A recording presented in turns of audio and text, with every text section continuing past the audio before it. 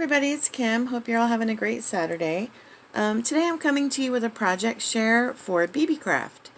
And I've been chosen to test some products and share with you guys the things that I've received, and I'm loving it. And the product that I am featuring in this video is the rhinestone box chain. So I will leave the link in the description box to their website, beebeecraft.com, and the code, because if you use the code KIM5 you will get $5 off a purchase of 40 or more, and trust me, you will easily spend $40 there. They ship from the US and from China. They've got loads and loads and loads of stuff, tons, anything you could think of for jewelry making. They've got paper crafting supplies, like they've got stuff for resins, molds, and wax seal stamping. They've got bath bomb making kits. They've got wood felting kits. I mean, ribbons, everything, metals. So you definitely want to check them out.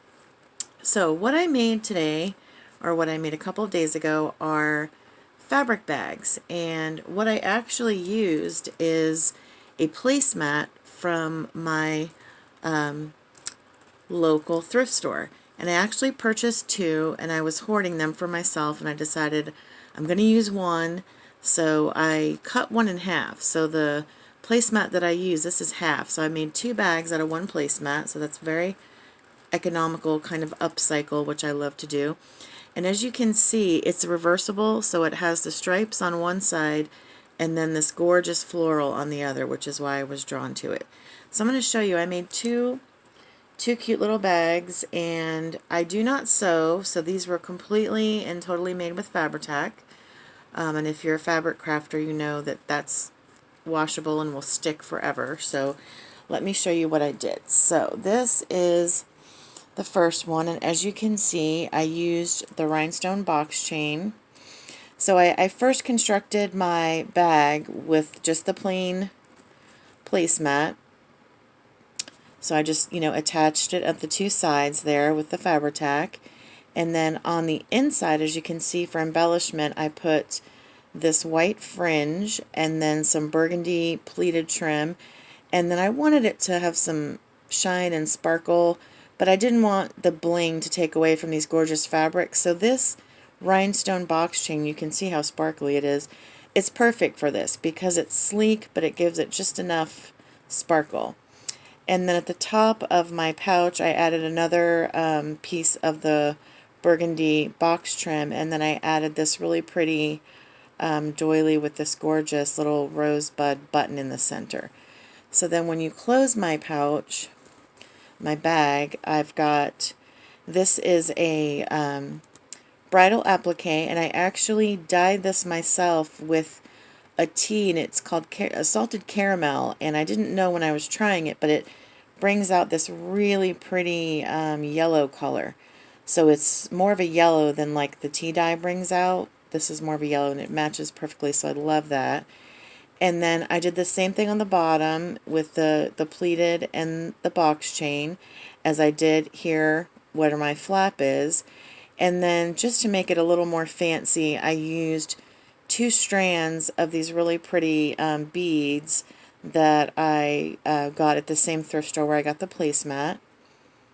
And then when you turn it over on the back, I put a little, like a doily cluster. So I've got this doily, this vintage doily, and then this little flower, and then this little with the holes, and then a little tiny one on top of that, and then a vintage threaded button. So I'm really happy with the way that came out. And I mean, you could send this bag as a gift or in a swap, or use it for storage if you wanted to store little things. I mean, I just think it's really pretty. You could even make a handle and use it as a purse or a clutch if you wanted to, but these for me are for gifting or storage. So this is the first one that I did. And then the second one, let me see, yes. The second one, oh, it's backwards, there we go. I made it a little simpler, and here is the front, and I put another one of those doilies with another threaded vintage button on the front flap, and then I used this really pretty, it's like a mustard crochet trim, and I also got this from the thrift store. And then I put that same burgundy pleated trim and the row of the rhinestone box chain. You can see how shiny that is. So that's what's on my flap, and then at the bottom I just added the fringe, and then I put the rhinestone box chain on top of the fringe. So I like the double row like that on the front. And then on the back I used this gorgeous burgundy doily that a friend sent me, and then I used one of these really pretty round doilies that's got a little embroidered flower in the center. I just love the two of those. This burgundy matches perfectly. I love it. So then the inside of my flap, I added a little flower that I had fussy cut with another little threaded vintage button, and then there's another piece of the box chain on the inside, and then I added the purple pleated trim again here, and then this little square doily that I put on the diagonal with another pretty vintage button. So this is the second bag. And like I said, I just think these are adorable. They're precious and really sweet, and you could send those as a set to someone if you were doing a swap and fill them with goodies, kind of like a loaded fabric envelope type of thing.